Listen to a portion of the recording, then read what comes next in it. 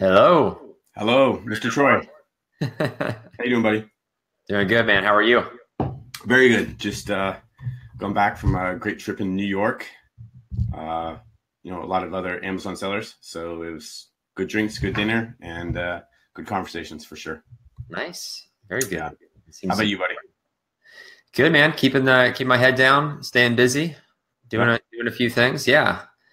Keeping all the connections, great folks that we met at Capcom. A lot of opportunities are coming out of that, Yep. which has been great. So Yep. having a lot of great conversations, getting some insights into folks' businesses, and especially with what we're chatting about today, I think it's a perfect topic as we go into the new year, as people kind of take a step back and really think about what's important to them, what they want to achieve, and making sure that we're not in the minutia day in and day out unintentionally. Yep. Which is easy, very easy to do. It's very easy Exactly. to kind of Yes. put your head down, stay focused, which is a good thing. But then you never look back up. Right. Yeah. And that's the game. And that's true across all industries, all trades. It's a matter of balancing the strategy and the tactics, right? And making sure that you're coming from a place of being objective oriented. So having an end in mind when you're getting out there, waking up, starting the daily grind. So, yeah. So what I wanted to share with everybody, if I can, I'm going to kind of steal the mic away from you, Brendan. And Yeah. I think yeah, go for it, man. I'm going to put my project manager hat on, and we're going to go over some frameworks today when it comes to the strategy side of things, but also being a good business owner, being a good steward of your finances, of your time. And the two frameworks that I want to share with everybody is applying top-down logic, as well as the concept of 80-20 and how that shows up practically in your business. So first and foremost, when it comes to top-down logic, what I mean by that is, more often than not in our space, it's true that you start a business and you're a business owner and an employee and employer of one. It's you who runs everything. So you have the full breadth of every responsibility. Absolutely. As your business grows, you have to grow and scale your time and your allocation accordingly. And so you have to start thinking about what's going to have to be built underneath you, their impact and implications, and understand and get out of what we often fall into when it comes to lateral thinking, more often not attributed to creative thinking. And so the challenge always becomes taking that step back, understanding your resources, quantifying what's important, and emphasizing what is important in your business in that decision making, and from that top-down perspective. And so I always like to kind of, pardon my hand gestures here, but when it comes to lateral thinking, it's genuinely ideation, brainstorming. We're coming up with new ideas and concepts. There's a time and a place for that. Top-down thinking is when you're building teams, you're identifying force multipliers in your business. What's going to provide that exponential return? So that quickly bleeds right into that 80-20 concept of what is essential when applying 80-20 is you have to quantify. You've got to know what is making impact in your business, because you can't identify the 20% that's making that major difference unless you've quantified it. And so what becomes important as a business owner is to get into the metrics, get into the weeds a little bit to really understand what is impacting your business. In our segment is that, if you've got a line of 10 SKUs, are there 2 or 3 that are just performing, lights out? They're doing great. They've got, number one position, top placement. There's just a ton of velocity behind those. Is there a way to cross-sell, upsell, figure out how to tie in your frequently bought together, leverage those optimization steps based on what you've quantified, what you've identified in that 80-20 step. Yeah. So those are two frameworks that I've seen many sellers use to great advantage, and in some cases, many falter when they apply the creative thinking when really they should be thinking about scaling and identifying the 80-20 in their business. And what was funny, Tough to do. I mean, it is tough to do, because even when I started, it was kind of, I wouldn't say easy, but it was, hey, I'm going to find a really good quality product. I'm going to, get my reviews. I'm going to launch my product. I'm going to keep giving them away. And identify what keywords are important. So I knew what it was that I had to do in order to accelerate my growth. But sometimes I think even for me back then, which was kind of tough to realize that I was holding myself back, that I knew what to do, but I just didn't know how to give it up. Right. So how can I get into that mindset? How can I use that framework to now that I've hopefully identified what I'm doing is right, but how can I give up that control? Because I think a lot of entrepreneurs, they view their business as their baby. They started it off, they, sweat equity. How can I begin to even, get in that framework, get in that mindset of giving up control? Right. Yep. And I think that's often the challenge. And I think where it always brings us to when it comes to, I think it leans a little bit more on the top-down thinking. So again, understanding when you're A to Z in your business, you've got to start understanding where your strengths lie and where you're providing the 80-20. Where are you getting disproportionate results based on your oversight, your impact, and your focus? Mm-hmm. And then understanding where there may be weaknesses, where there may be lack, where there may be opportunities. There may be somebody that has a more specific skill set that you can track their performance based on metrics, understanding the 80-20, and applying that top-down thinking when it comes to delegation, when it comes to hiring, and when it comes to empowering those people as you're building out your team. And so I agree with you. I think it's a daunting task sometimes when you realize, man, I'm running on fumes and I've got to hire somebody and I've got to put them in a place to succeed, whether that's a VA role or whether that's a full-time position. Mm-hmm. Both of these frameworks allow you to realize where your force multipliers are and where you can identify, isolate, and then empower somebody to take on where your strength or where your weaknesses are. Where are those opportunities that are just being underutilized, underrealized because you're absolutely strapped for time? And so it can be often an imperfect science. But where I like to come with these frameworks is if you start with something specific, you can tend to find a more clear and quantifiable space from which to operate off of. Because I think uncertainty is what poisons the well. It's what makes every subsequent decision hard. And these frameworks allow you to start from a place of certainty from which you can start to deduct what steps to take from there. Okay. So let's go in a little bit deeper into that. So let's just say I'm a seller. I have 2 SKUs. Let's bump that up. Let's say I have 4 or 5 SKUs. I'm waking up in the morning, I'm checking my sales, I'm checking my inventory, I'm doing customer service, I'm doing seller feedback, I'm checking my reviews, I'm opening up support tickets, I'm talking to my suppliers. I'm in the weeds, mm-hmm. Right? Like you just said, it's daunting to poke myself up above, kind of take a breath and say, okay, now I'm going to go look for my VA, my first VA, whether that be overseas or here domestically in the US.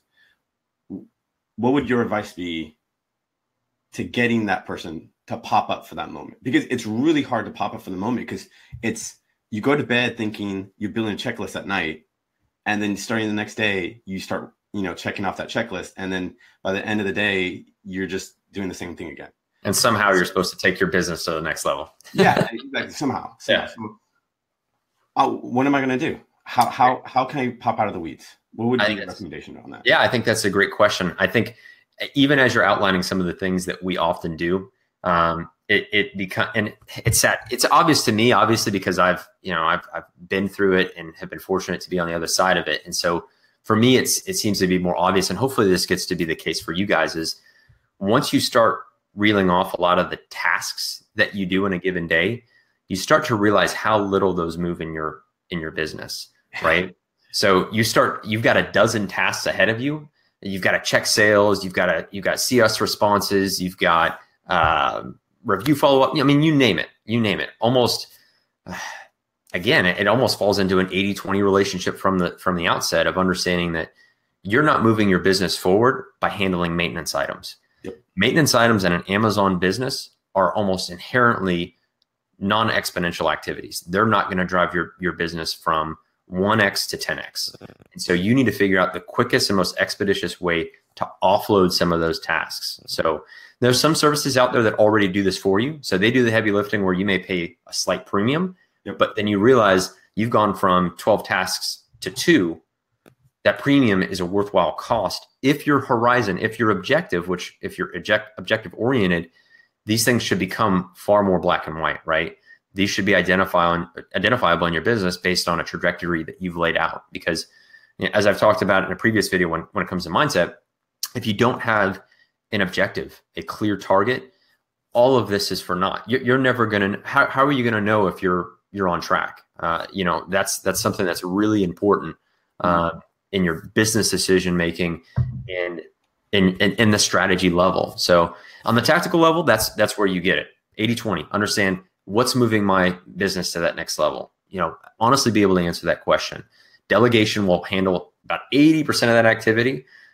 Understand, wrap your head around the other 20, and there may be somebody at a higher level that can tackle those pieces. Is that somebody in a coordinator? I think you just nailed it on the head right there. I like that. I think you just nailed it on the head, which is essentially, let me just put it in different words, that I got out of what you just said, which is essentially us as Amazon sellers in the beginning, focus on our 80-20.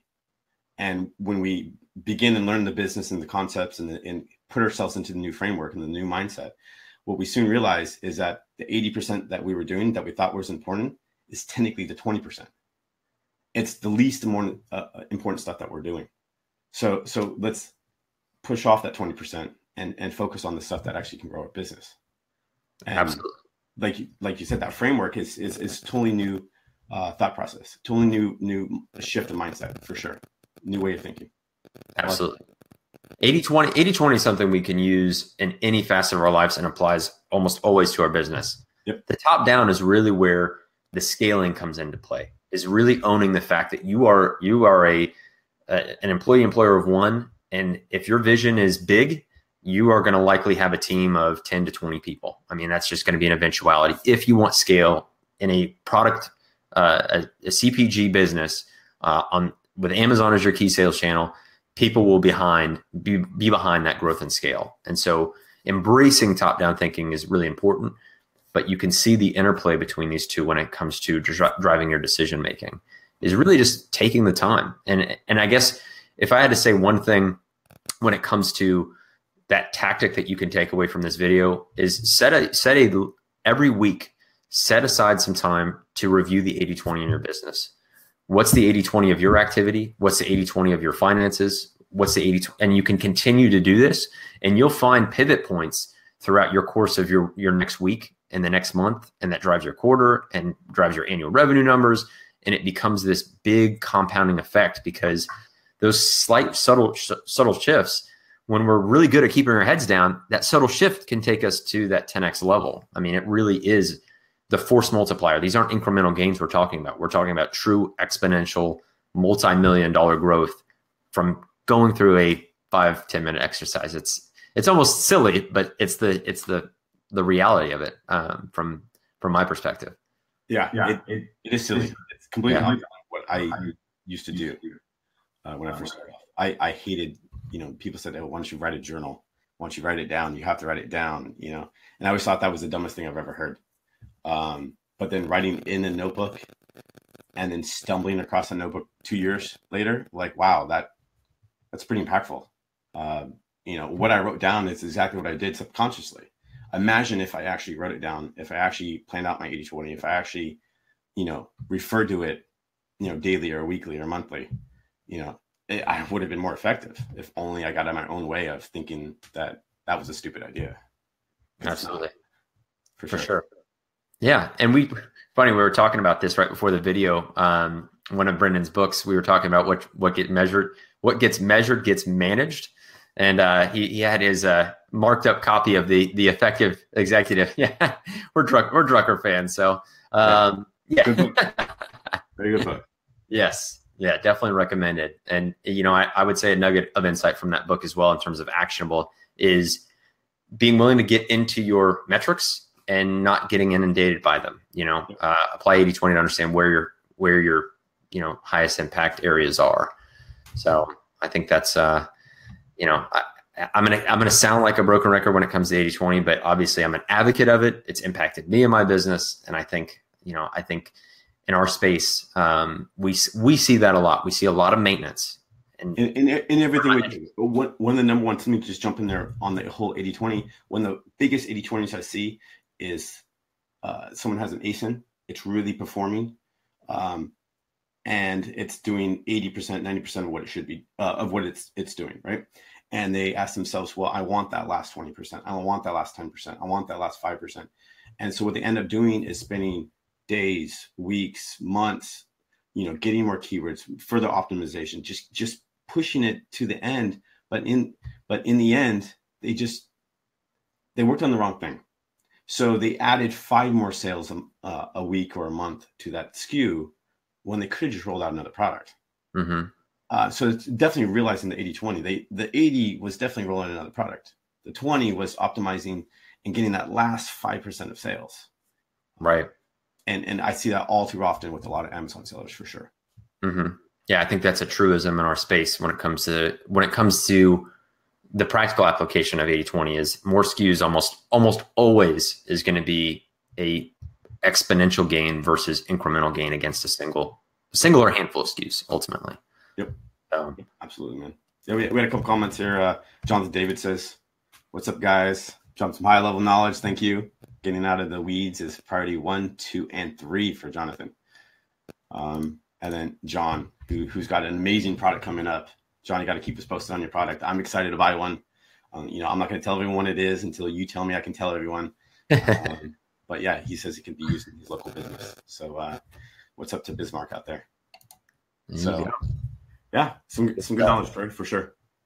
Excellent. Yeah, hopefully this is really going to help you guys in your business. Like I said, it even bleeds into your personal life. I mean, figuring out where your time is best spent. We have one of these things when it comes to life. So making the most of it, realizing where your impact is and can be is a worthwhile exercise. Make the time to do that. And I think the timing of this video is great because we're coming into the new year, and I think people are usually more intentional about it. But I think being intentional, again, I like to be specific. I like to have a framework to start with. I think this guides you and sets you off on the right path. So hopefully this was helpful for you guys. Continue to drop some comments, any questions. We'd love to answer them. But hopefully this was of value. Yep, absolutely, Troy. Thanks, buddy. Thanks, Brendan. We'll see the rest of you guys on the next video, and it should be really, really soon here. That's right. Right. Bye, guys.